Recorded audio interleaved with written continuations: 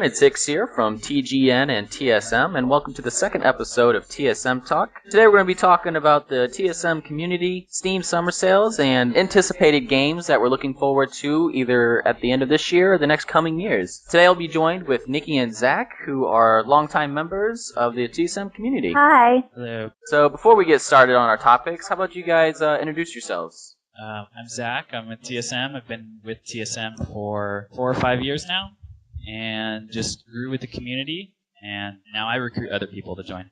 And I'm Nikki. I've been with TsM for 5 years.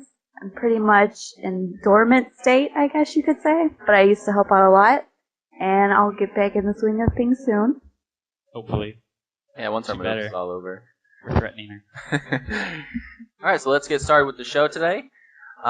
Nikki, so I kind of want to ask you, how did the TsM community get started?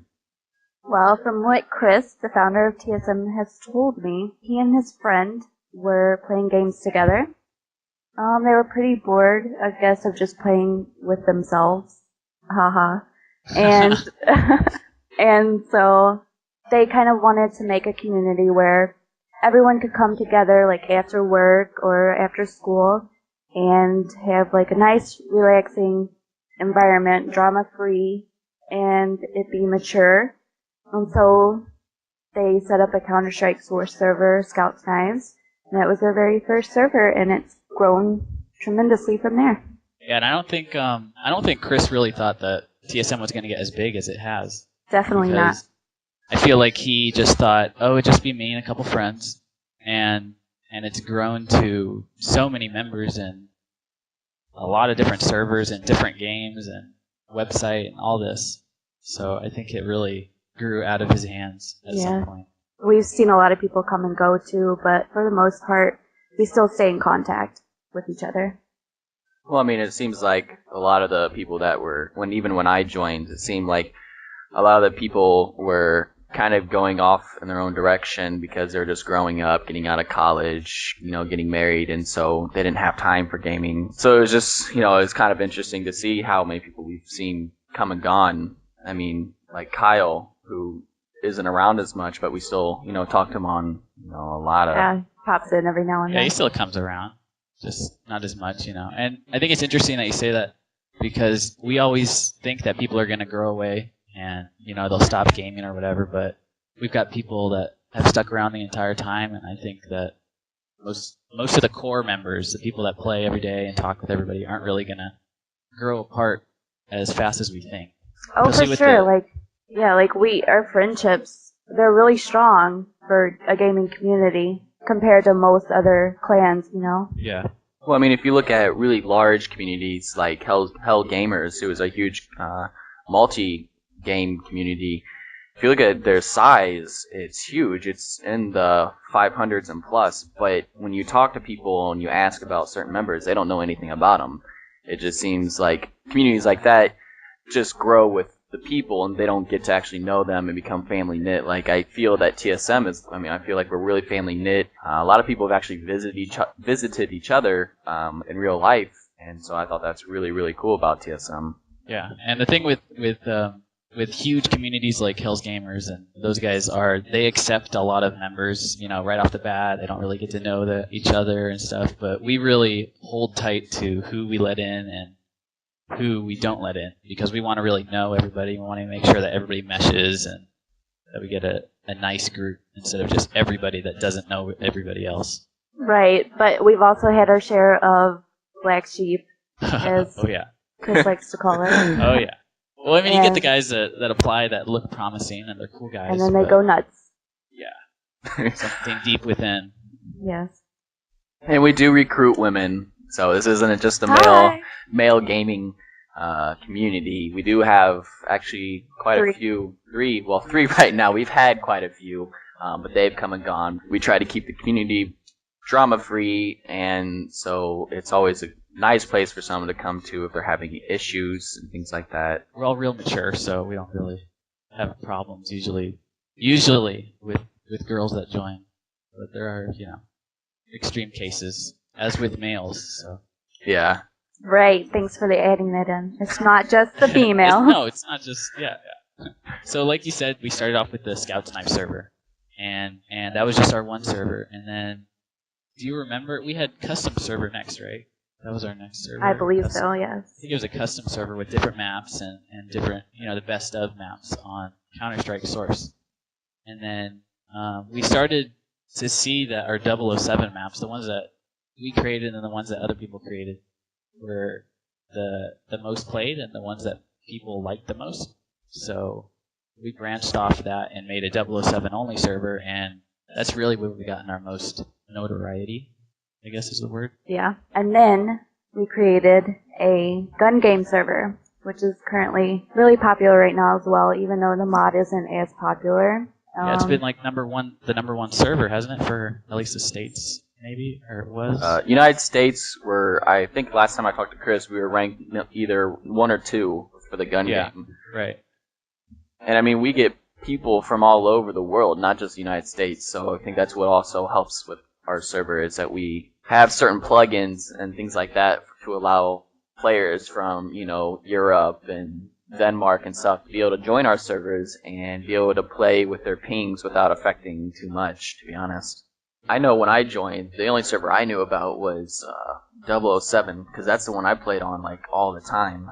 And I think I played when I first started playing, I played in every day after school, so like 10 o'clock, 11 o'clock with you guys. And then I found out you guys had like a gun game server and Scouts Knives and... Yeah. Zach, what's the first server you played on? Me? Yeah. Customs. Custom was the first. Me too. That I played on. Me too. Yeah. And it was really, it was a really good server. It was so fun, yeah. Cool people and cool maps. Alright, so that'll wrap it up for the discussion on TsM Community. And we're going to move on to the Steam Summer Sales. Now, I know myself purchased plenty of games for the summer sale. I know it's been a couple weeks since the summer sale's been over, but I haven't seen really anyone talk about it, or to be honest, this was probably one of the best summer Steam sales that I've seen in a while. And Zach, I know you bought some stuff. What'd you end up buying? Oh man, I bought a lot of games. I bought maybe 10 games or so, and it was just, like you said, it was a great sale this summer. Everything that I wanted to play that I had never picked up was on sale, so a lot of older games like Grand Theft Auto and Splinter Cell games, and I bought some other stuff like Plants vs. Zombie that I never just picked up. Yeah. But yeah, it was definitely a good sale. I was going to say, I picked up games that I knew that I've always wanted to play, but was like, that's not worth $40 to me. That's worth like $10, $15 in my eyes.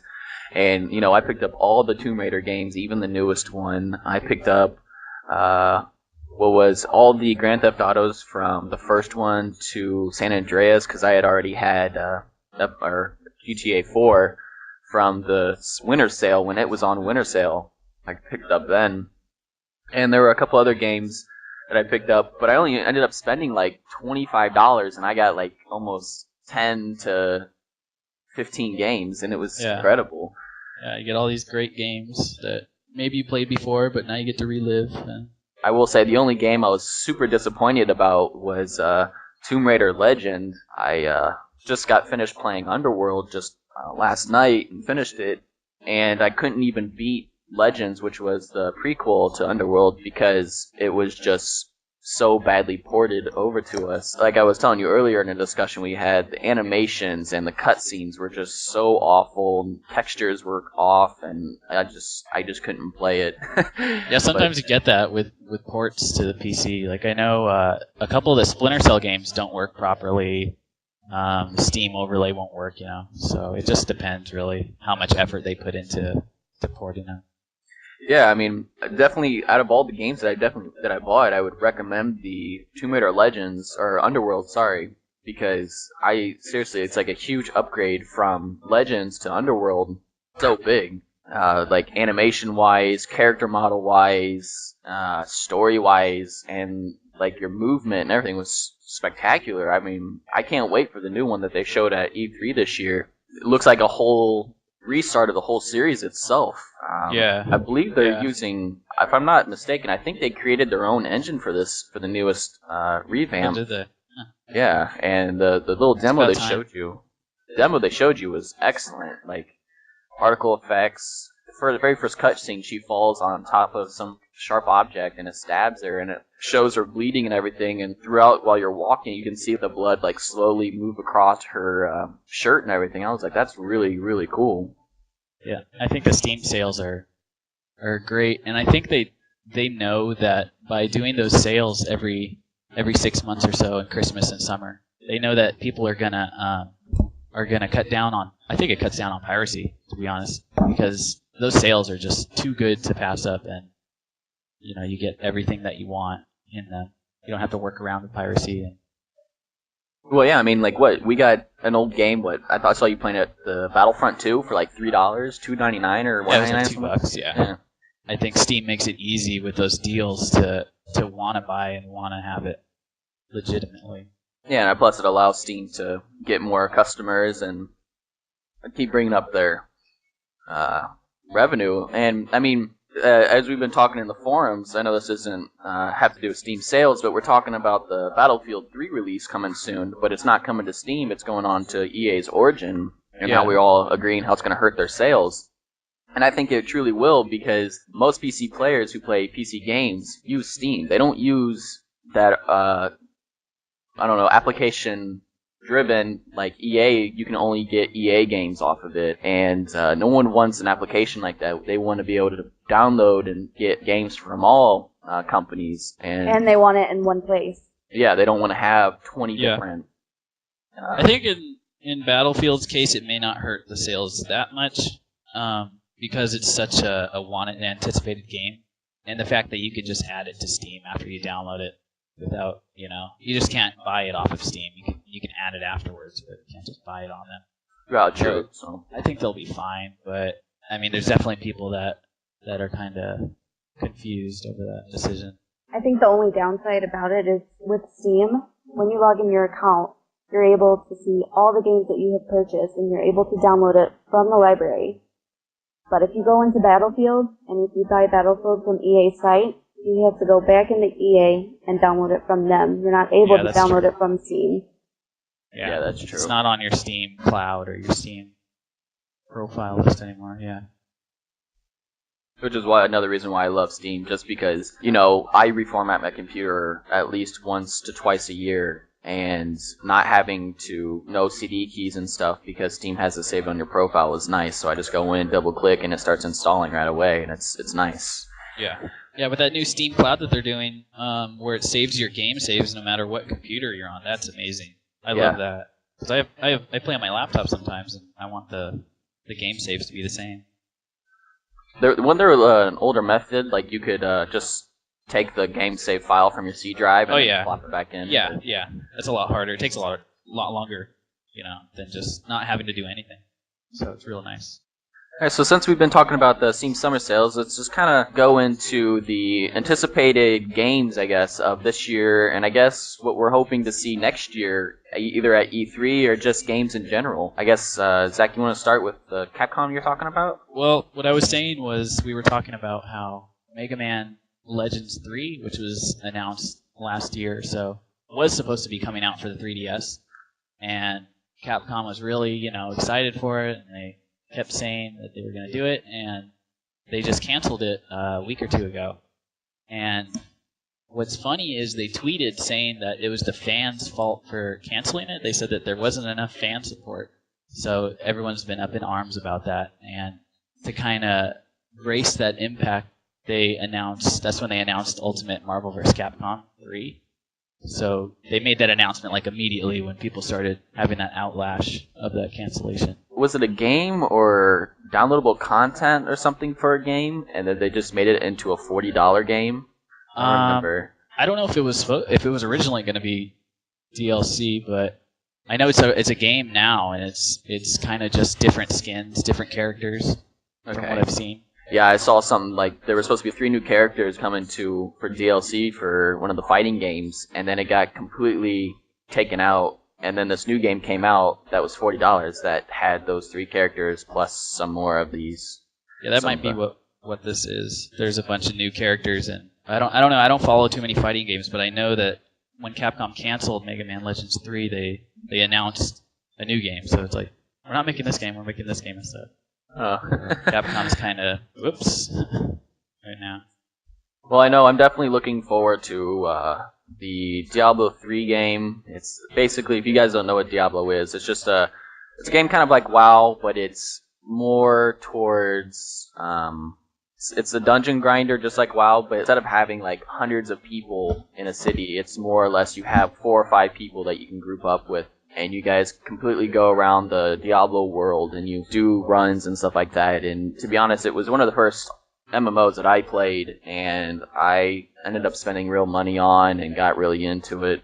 And then when I heard the release of Diablo 3 a couple years ago, I was super excited, and seeing all these new innovations that they're doing, it's got me really pumped, and I'm really looking forward to it. I just hope they release something at BlizzCon this year, because I'd really like to learn some more about it. The last thing that I saw that was updated was one of the classes, and that's about it. I mean, You've kind of got me excited for this game, and I've never played any Diablos. It's seriously like me and Matt, a buddy of mine, started playing Diablo 2 again, and I automatically fell in love with it again. We played for like 5 days straight, non-stop almost, and it's so addicting because you want to get the best in Diablo 2. The armor that rules the game are rune wards, and the only way to get that is by magic find percentage, and the higher you have, the better chance of getting it. And it's so crazy because when you find like a set piece or a rune ward, you're like, wow, I got one more piece to my set I got to get, and you just keep grinding and grinding. But it's not WoW grinding where you feel like it takes forever. You actually have a lot of fun because you can be with like a group of people and do it together and share loot sometimes, and it's really cool. And Diablo 3's got a bunch of innovations that are coming to it, and I'll talk about that later in another episode. But it's definitely one of the games MMO-wise that I'm looking forward to, because I haven't played an MMO in a long time, and I kind of miss them because I like interacting with a bunch of people all at once, and you really can't do that when you play FPS games because it's more or less just running around and shooting people and trying to get the best. It's pretty much the opposite. You would rather interact by killing them instead of yeah with them.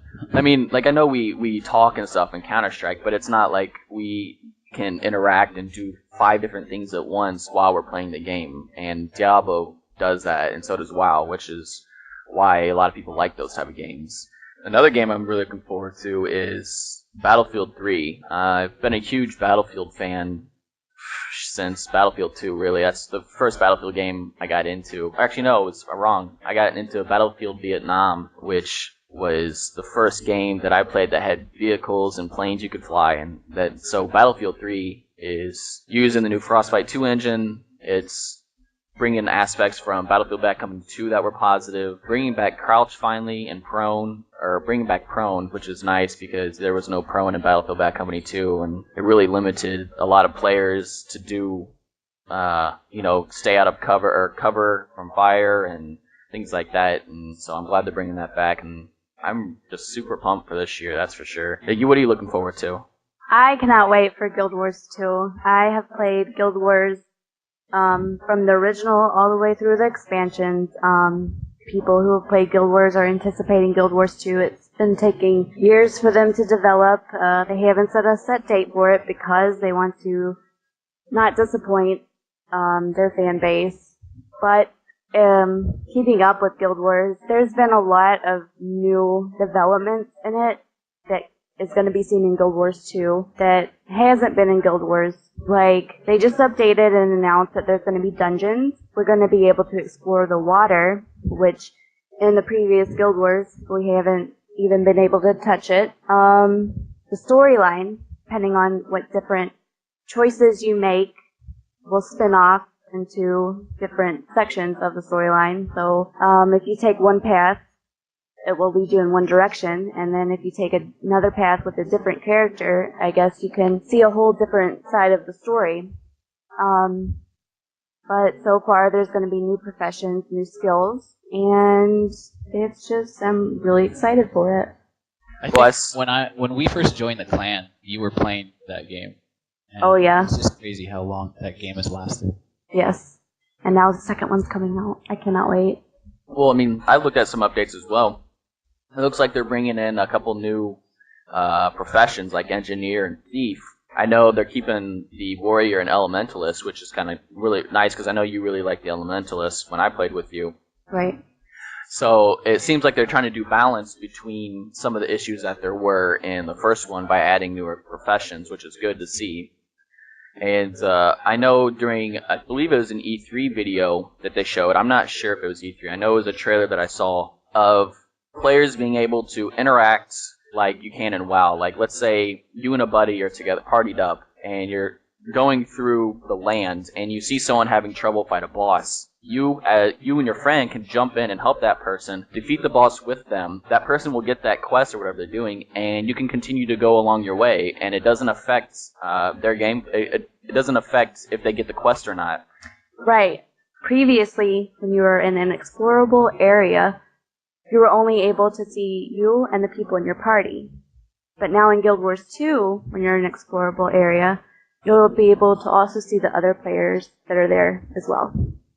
Yeah, which is really cool. And knowing that you can jump in and help someone without affecting their gameplay or their storyline is really cool, because it also gives a challenge to the 3 players as well, because when you jump in, then that boss becomes just a little bit difficult because now you've got 3 people fighting it, and that definitely helps with experience, I guess. I guess it'll give you more experience. I'm not sure. I didn't read too much, but I would guess if it's going to be harder, you'll get more experience. And I think another thing I saw was when, let's say you party up with someone who's like level 2 and you're level 4, their skills and stuff match with yours.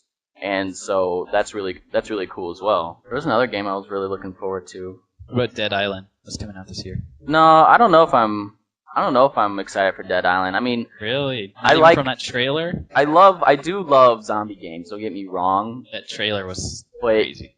I don't know. It seems like it's just gonna be another generic Left 4 Dead with some upgrades to me. I don't know. I don't know if I can get into zombie games. I haven't been able to. That's for sure. At least with Left 4 Dead. I know when it first came out, we were all excited and we played it for like a month. When we beat the game, the storyline, that was it for most of the people who played Left 4 Dead. Is you played all through all the chapters and that was it. I know Left 4 Dead 2 has a lot bigger following, so I don't know how more extreme you can get with zombie games. I know what was the other zombie game that we all played? Killing Floor? Yeah, Killing Floor. See, I think Killing Floor is a little bit more fun than Left 4 Dead because I've got to disagree about that. I could barely see the game the whole time I was playing it. It is pretty dark. Yes. It's dark and red. That's dark and red. But I like the upgrades in that game. It really lets you play more. There's another game I'm really looking forward to if I can think of it. Oh, well, I guess something I'm anticipating for next year is at the E3 convention, Half-Life 3. And I don't know about that. No way. Last year, I remember Valve was at E3, and they totally disregarded anything like involving PC players, and they reverted to consoles and saying that they were going to have like kind of like what they have for PC, they were going to have it on the console. So I was really kind of ticked off about that. They didn't offer their PC players anything. I remember that recently it was either Gabe or it was Valve themselves that said that they weren't going to do any more episodic content or sequel kind of content. So a lot of people thought that meant Half-Life Episode 3 and Half-Life 3 were just gone. They're not coming out at all, ever. I think that's kind of ridiculous. When you make a game, you need to finish it from start to finish. You don't need to just disregard the entire game, you know? Especially since it's made you the company you are today. Exactly, yeah. Like Duke Nukem. Well, see, to be honest, it could never happen again. No, I enjoyed the Duke Nukem game. It had all the same qualities of the older Duke Nukem games, just modernized for newer players because, to be honest, any new players have never played Duke Nukem and never understood it, and that's why it's been getting so much heat and so much shit for it, is because it's too modernized, and a lot of the old school players don't like it. And it's just got too much anticipation. I mean, it's 10, 14 years or something, so anything you do, it's not going to be good enough for 14 years. Well, I think the only reason why a lot of people are anticipating, especially myself, anticipating Half-Life Episode 3 or Half-Life 3, whatever they make it, is for the new Source engine, because the new Source engine will allow for the new set of mods. You know, Team Fortress 3, Day Defeat 3, Counter-Strike 2, or that's the rumored name for it, and to continue to keep Valve growing, because those 3 games are what made Valve grow, not Half-Life. I mean, the series definitely boosted it and got it going, but the mods like Team Fortress 2, Counter-Strike Source, Counter-Strike 1.6 are what is keeping the company going and making all this money for them. So I don't see why they wouldn't make a move on getting that Source Engine 2 out to us. I think they're too busy handing out hats in Team Fortress 2 to worry about anything else. That's true. Actually, they don't create the hats. There's actually people who donate their they like things that they do modeling wise. They just hand it to them, and then Valve takes that, pays them, and they use it inside their game. So I mean, there's people that make. I think there's a guy on there that makes like over 100,000 a year just making hats and items for TF2. Wow. Well, I guess whatever you want to do, whatever you can do. I'm anticipating a lot this, definitely at BlizzCon, hopefully hearing something about Diablo 3, because it still looks like it's in early development, maybe mid-range development, so I don't expect the game to even come out till probably end of next year, early 2013 at the earliest, to be honest. Guild Wars 2, I would probably expect in 2 years. I mean, they just now added dungeons to their updates, and that seems like they're only like midway through development, to be honest. Well, you know what? I don't even care, because they're taking their time with it, and that's fine with me, as long as they're going to deliver a good game, like they promised. They can take all the time in the world. Well, yeah, I mean, that's how I am with Diablo. Like, everyone's been wanting it to come out, but why would you want to rush game out if it can be finely polished and look really nice? That's what I like in games, and that's hopefully what I'm hoping Valve is doing with the Source Engine 2, is just taking their time, not letting anything get leaked or anything like that, because then it'll start the hype, and then they'll rush it to get it out to everyone, and then it could just end up being a fail. Alright guys, so that's the end of episode 2 of TsM Talk. Again, it's Hicks here from TGN and TsM, and we'll see you guys next time. Peace. Bye. Bye.